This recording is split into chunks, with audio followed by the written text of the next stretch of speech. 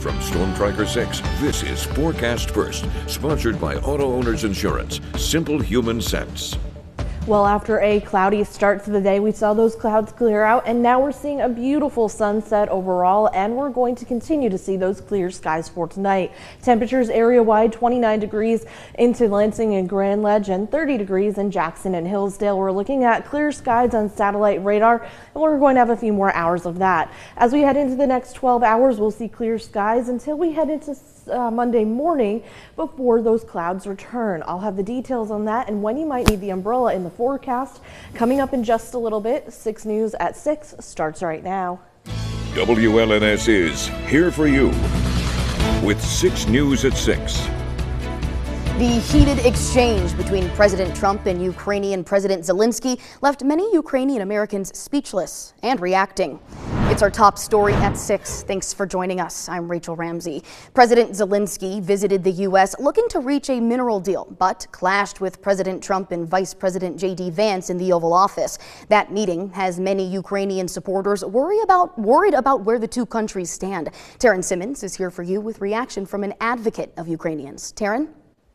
Yeah, Rachel, I spoke to Ori Norkin, an Okemos resident who's been monitoring the war since Russia invaded Ukraine in 2022. He says he's even been to Ukraine during the conflict and has seen the effects. Norkin says the meeting between Trump and Zelensky was horrible and despicable. He says he feels like some people are trying to rewrite history. Norkin says he, alongside the East Lansing Rotary and the Jewish Federation of Lansing, have provided a lot of humanitarian aid to Ukrainians. He says the meeting brought fear overseas. We have a reservation system that's based in Tallinn, Estonia. There too, they're fearful that Russia will overrun the Balkan states. And my counterparts in Schwerin, Germany, they too were in shock. I hope we don't abandon the Ukrainians who've been our allies now for so long. Stick with us for 6 News at 11. We'll hear more from Norkin and his longtime support of Ukraine. Thank you, Taryn. And be sure to stay with both 6 News and CBS News for our continuing coverage, of Russia's war on Ukraine and the reaction to it from Washington and in Michigan. And it is March, and that means spring break season has started, and the folks at MSU didn't waste a minute. They're already off for the week. And according to a new AAA survey, almost 20% of Michiganders plan to travel during their designated breaks. The most popular types of spring break plans reported this year are road trips with 45% and beach vacations at 26%. And it's no surprise that most Michiganders are planning to be in Florida, with Orlando and Fort Lauderdale being number 1 and 2 on the list of locations. Internationally, many are planning to spend their time in Rome, London, and Paris. And as we mentioned, Michigan State University is one of those schools that's on spring break this week, which means it's a great time for locals to hit those East Lansing restaurants, and it's time for the bus drivers at CATA to hit the brakes. The bus service will be limiting services to campus starting tomorrow. Some routes will run less frequently, and some services won't be available at all. This also means some changes to longer routes that aren't limited to campus, including stops on Route 1, which goes from downtown Lansing to the Meridian Mall and could be up to 8 minutes later than usual. Service on all routes will go back to normal next Monday. We have a story with a list of those changes and a link to CATA's website. You'll find all of that at WLNS.com. But if your spring break hasn't started yet and you're going to be driving through mid-Michigan, be prepared for a burst of orange barrels as a new season of construction along US 127 gets underway. The construction starts bright and early tomorrow along the southbound lanes of the highway, so you'll see several lane and ramp closures starting at 6 a.m. It's part of the $205 million plan to rebuild the highway. That includes bridges, lighting, drainage improvements, traffic signals, and pavement markings. If you travel up and down this stretch of 127, then you know it's part of a long ongoing project. But the Michigan Department of Transportation says it should wrap up by November. And it's not just the start of construction season. With temperatures rising above and dipping below the freezing point, it's also the perfect weather for potholes. That's why the annual spring weight restrictions also take effect tomorrow on state roads. The rules don't just change the weight rules on the roads. In some cases, they also limit the speed. Some county road commissions also set weight limits, with many of them set to take effect tomorrow as well. And it seems that there's always some scam out there trying to separate you from your money. And most of those scams start with something as simple as a phone call or email. That's why Attorney General Dana Nessel is teaming up with the Michigan Bankers Association to try and protect you and your bank account. Zena Issa is here to tell us all about it. Zena? Rachel, they've partnered up to launch a campaign called Banks Never Ask That. The campaign uses humor to engage consumers with short videos and an interactive website. Scammers are getting more sophisticated, and one of the most common scams involves impersonating your bank. Remember, banks will never ask for confidential information through email, text, or an unexpected phone call. If you receive a call claiming to be from your bank, hang up and call the number on the back of your card to verify. And never click on links, download attachments, or reply to suspicious messages. Interacting with these can put your personal information at risk. If you receive a scam message, you should report it. Forward phishing emails to anti-phishing working groups email on your screen. Your scam text, send them to spam at 7726. You can also report phishing attempts directly to the FTC through their website. The effort is part of the National Consumer Protection Week, which starts today. Rachel? Thank you, Zena. And hundreds of musicians and music lovers gathered in South Lansing this afternoon for an annual music instrument swap show.